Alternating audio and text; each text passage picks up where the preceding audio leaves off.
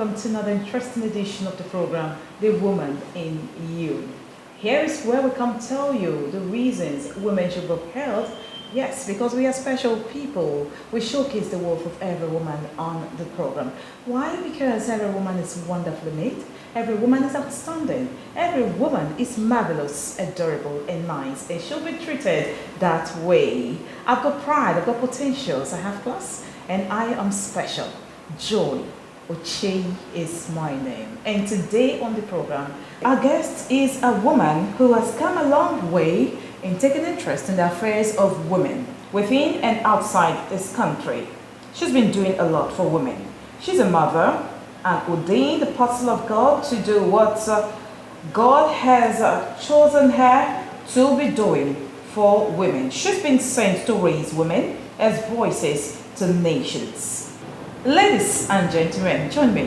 Make welcome to our program today, Dr.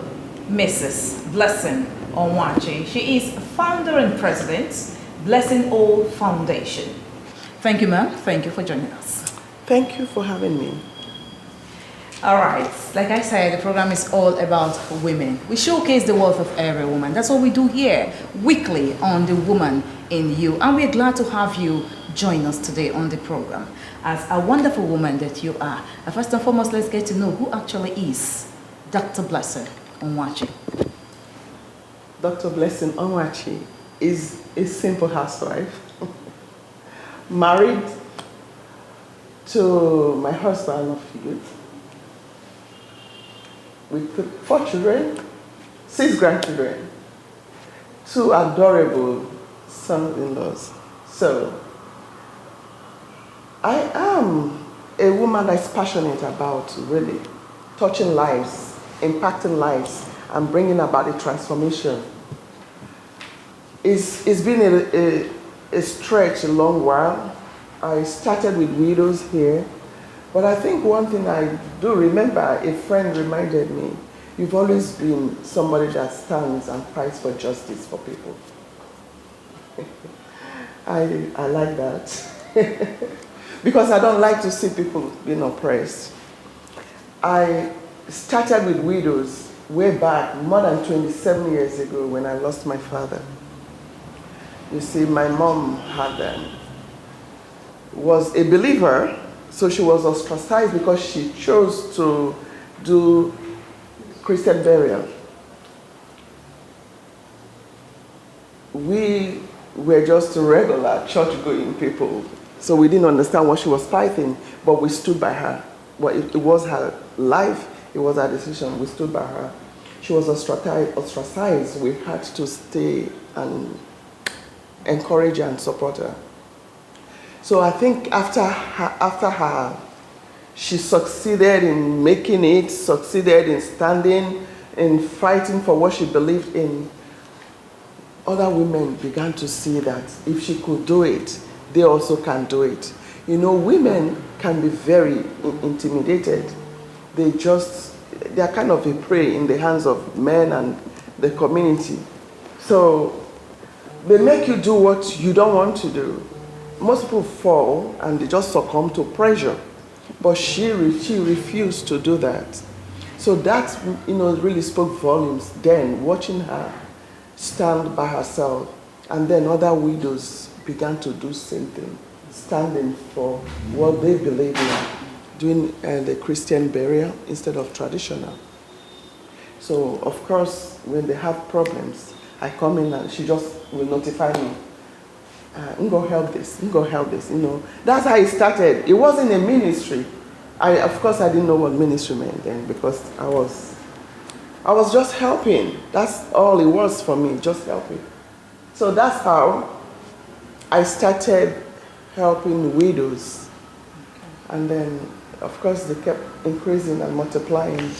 And today we are not only in Nigeria, we are in the US, we are in Zambia, Zimbabwe, Ghana, Uganda. Now we are in all 36 states of Nigeria, including Federal Capital Territory. Okay, all right. That's the story of how you started, taking care of widows. And that's like how many years ago now? I mean, it's been more than 27 years that my father passed, so yeah, more than. Okay, all right. Let's get to see you as a young girl. The young Blessing. Taking you way back as it is. How was life growing up? I really don't know if I want to go there because I'm growing up. Well, I am the second daughter of my parents.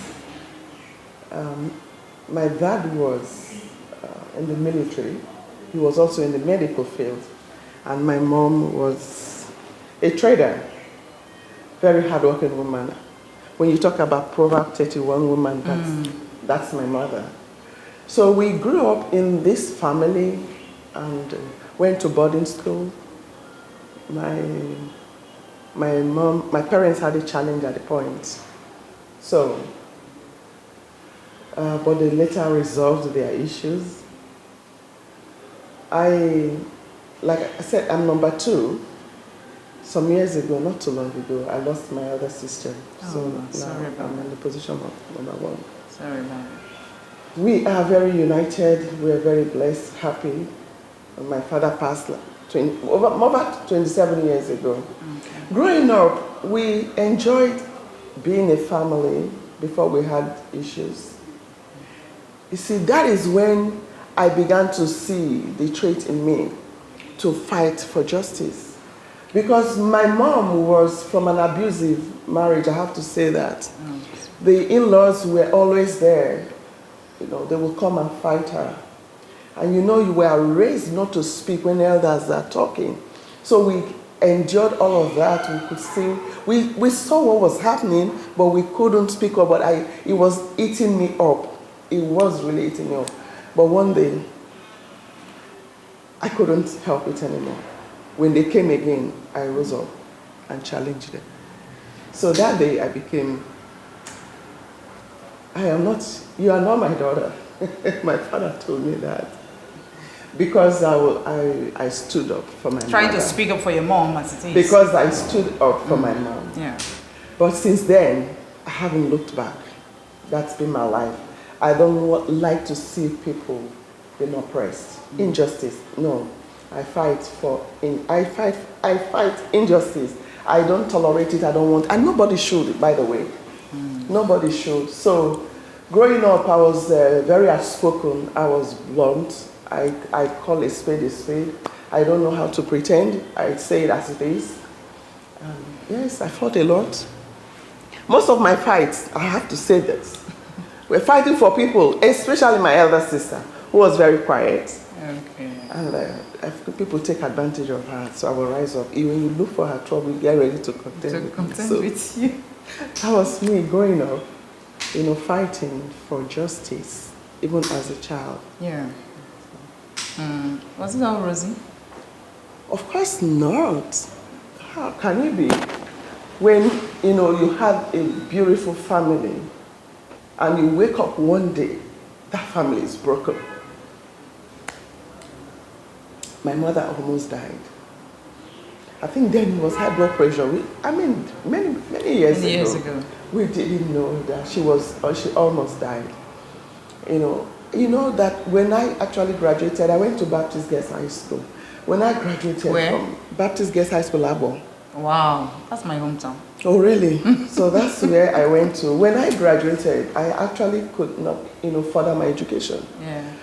I really wanted to become a lawyer. That was my dream. And I was going to ask you that. What were your dreams as a younger, but I wanted to hear you tell me how growing up was before we get to your dreams. Okay, so because of the issues between my parents, I couldn't further.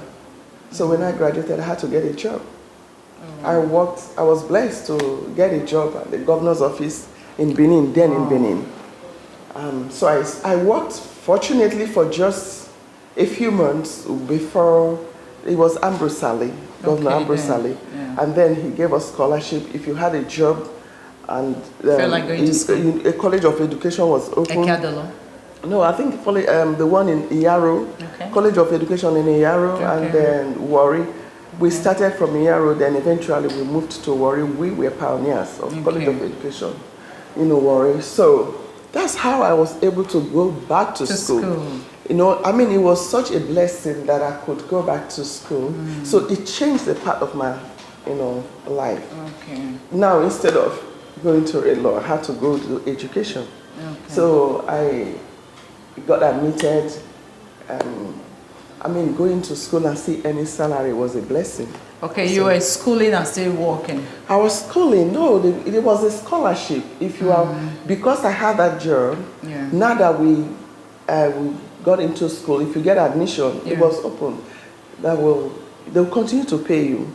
Oh. While you are in school. Nice. So yes, that was truly a blessing. Nice. That was how I went to college, and then eventually did my BSc, and then masters, and then doctorate. Yeah. All right. Did you tell us where you're from?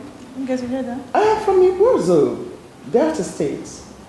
I am the daughter of Peter and Obiajulu Josephine, now alias Aku Jesus. I am their daughter, proud daughter, because we have come a long way. We are closely united, my siblings and I, and our mother. So she's still alive, by the way. She just turned 90. Wow. She just turned 90 That's years. beautiful. You saw her? She just turned 90 years. So, yes, I'm from Igbuzo Umuezazo, and I'm married to Frank Onwachi MON. He played for the Green Eagles, then with Christian Chukwu and all of that. So that's how we end the MON. He's from Umuadafe, Igbuzo also. So, yes. That's beautiful. Okay. You were going to tell us your dreams as a young girl. You wanted to be a lawyer? I wanted to be a lawyer. Wow. So what changed it? Yes, is it like the I situation said, you passed situation, through yes. that changed it? And today you are... And even I'm still considering going back to school. Like, it's never late. Yeah. No, it's never late. Because, I mean, it's never late. It really is never late. I always tell people, it's never late. It's never. So I still might do that. Yeah. It's that I have a very busy schedule, but whatever you consider important, you will always make out time for it. Yeah, that's true. Okay. Tell us about your foundation. The Blessing All Foundation International. Yes. Like I said, I started working with widows over 27 years ago. But of course, when I left for the US, you know, there was a hole somehow. I couldn't continue. Of course, I needed to stabilize myself, to save myself before I can save people, to help myself before I can help people. Sure. So there was a break, but eventually I resumed again. When I got, you know, settled, I resumed with taking care of the widows. It wasn't a ministry for me at that time. It was just me helping, but we were growing and enlarging until a friend,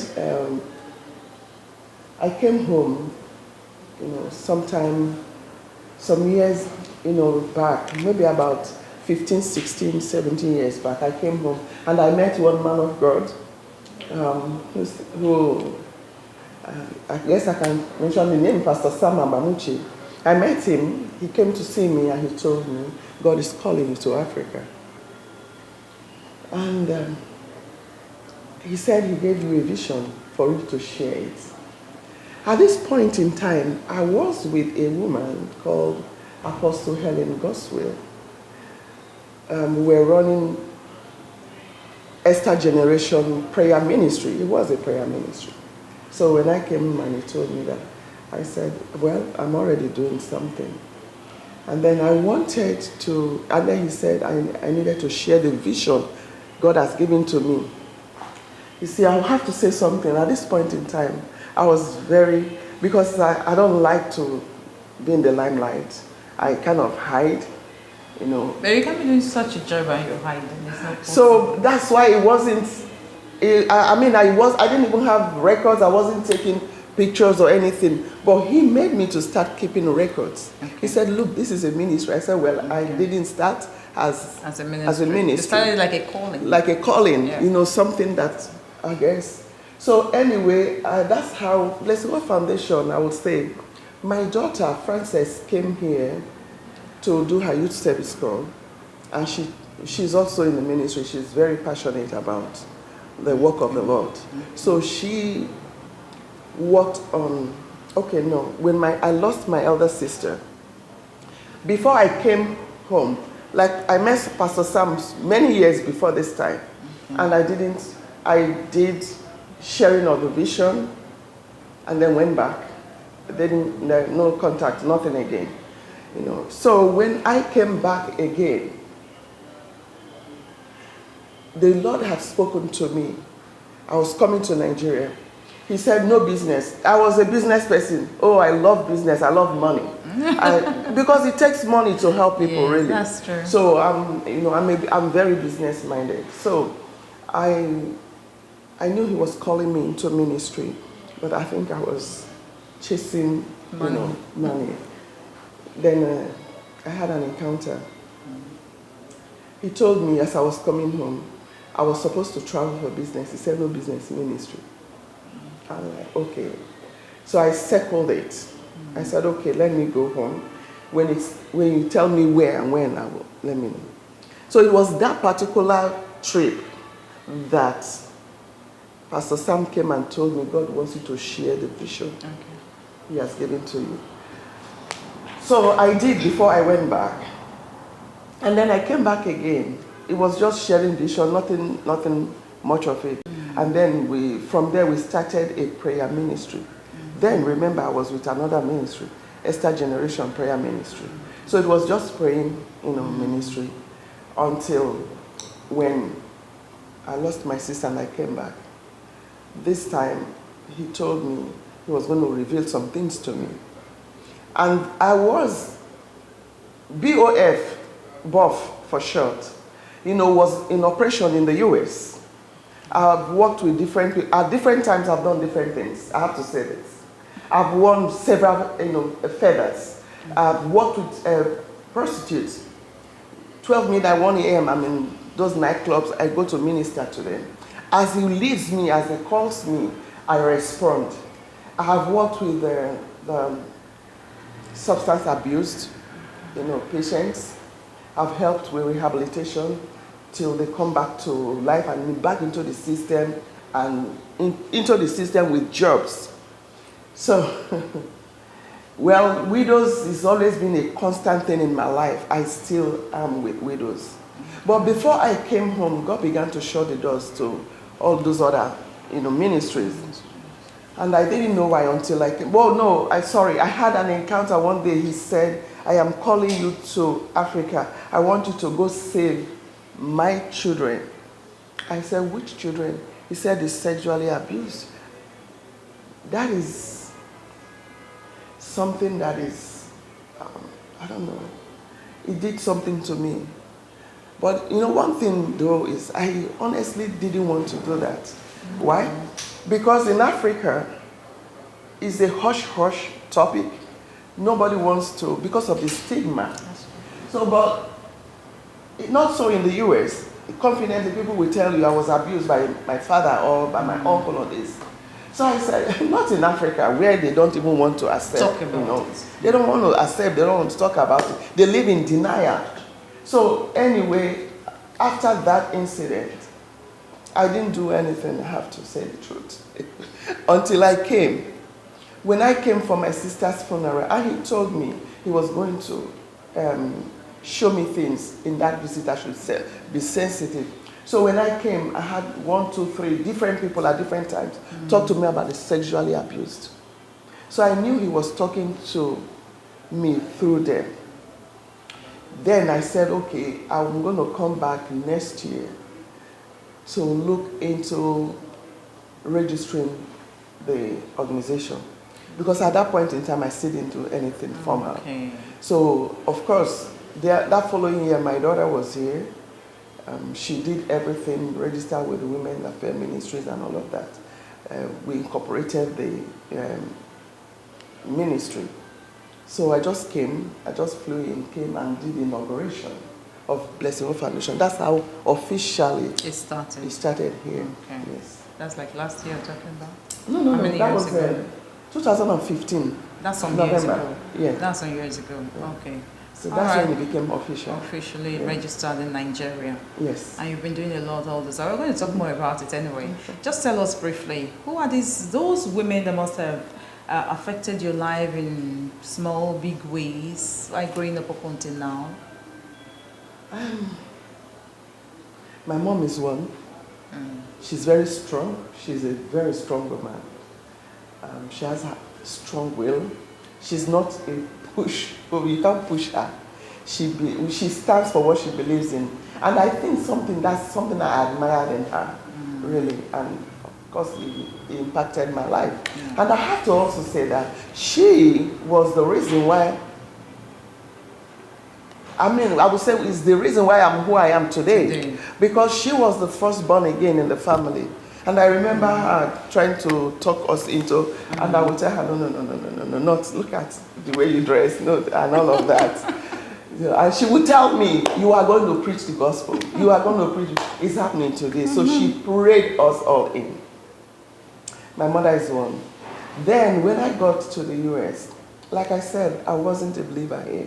Yeah. It was in the US that I got born again. Oh, wow. And then I attended a program, and this woman, precious woman, called me up and began to prophesy over me. God orchestrated your coming here. God has an assignment for you here. God, I'm like, who is she talking about? Because I didn't know anything about ministry. So your mom must have been praying for you to come in. And then that woman became my spiritual mother. Okay. I just lost her in August. Oh my, sorry. She is one very strong woman too. And she was a prophetess. She had traveled the world doing ministry. She's an epitome of what we say, Christ. Living what you preach. Yeah. Living what you preach. Everybody says same thing about her. She taught me a lot. Okay. And we're very close to a point that I told her one time, I said, you have become too emotionally attached to me. You're supposed to be my spiritual mother. Like when I'm traveling, she's worried. How long are you going to be away and this and that, you know? Are you sure you should travel? And I'm like, mother, if you don't give me your blessing, how do you want me to go and succeed? You know, we became so attached. She influenced me a lot over there. She trained me, she took me. And we can say one very big lesson you learned from your mom is to stand for justice, I guess so. Oh yes. I think that's where I got it from, you know, because like I said, I started doing this when I was young, so I must have taken it from somewhere. Yeah. And so it has to be my mom. Your mom, Yes. Okay, that's one big lesson you learned from her. That's your foundation, you've been talking about it. How much of this vision of your foundation have you been able to achieve so far? Well, I would say a lot of lives were transformed in the US, where I started, that's where I actually started, you know. I mean, yeah, I'm thankful, I'm happy to see, oh my goodness, I have videos of them. The one particularly I want to share, this one, she's Joyce. She actually now lives with me. She lived on the street. She never went to school. Even her own mother, of course she doesn't know her father, even her own mother was also on drugs.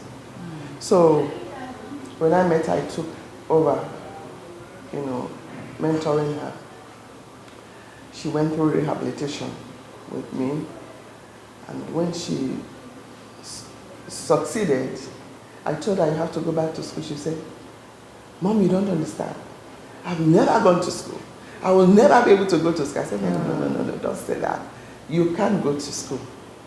Today, she is a nursing assistant. She went to school for that. She graduated. She has a job. And she is living a wonderful life.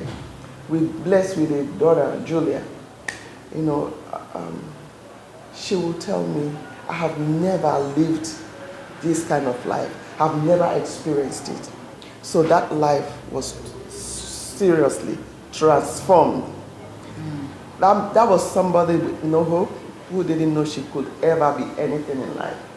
Now she's enjoying a good life. That's good. There are several like that. Even men. I did work with men at the point. Some of the women that when I was with Esther Generation was when we started this. I remember I was going to Europe to save some of these women that go, these sex trafficked victims. One of them today is married to a pastor, and one is a pastor.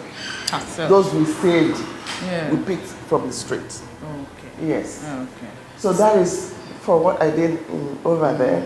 Here in Nigeria, like I said, we did inauguration of Blessing Hope Foundation, November 2015.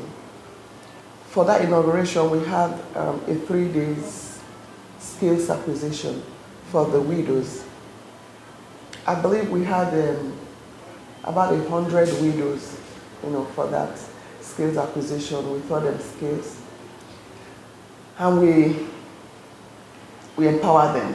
We didn't just teach them skills; we empowered them, and some of them, their lives are transformed. They live off of that. That's beautiful. Okay, now let's look at you as a woman and challenges you've been through raising women as voices for the nations. What are those challenges? That's a good one. Well, it's really never been all bed of roses, of course. But that's part of life. We have challenges. If you don't, then you won't have testimony. Oh, sure. Because there has to be some test before you have a testimony. It's really not easy working with women. Oh, it's not easy. They will challenge you. Some will say, like working with widows, particularly here, they will say to you, it's easy for you to tell me what you are saying because you're not a widow. That's fun. And back there, do you know what inspired me to go do my master's and my PhD? No. Because when I was working with these substance abuse, those who are on drugs, you are saying one thing, they are saying a different. I'm telling you, it's like night and day. There is no understanding, there's no coordination. So I had to say, is it maybe because I'm a foreigner here, I don't understand their culture and I don't understand their system. Let me go back to school. Let me go and equip myself. That was what inspired me to go back to school. Okay. So now, first of all, I did psychology as my first degree, and then counseling second, and secular, and then Christian, my PhD. So I am I didn't say that. I am a Christian counselor. I am a counselor, marriage and family counselor. So I needed to understand them. So the language was never the same, but eventually we came to, the same pace. So that's the only way you will be able to influence them, in a positive way. So, there were challenges. They would not listen to you. But those who did, I have to say this, not everyone, of course some will challenge you, but those who did pass through the program and they are doing well.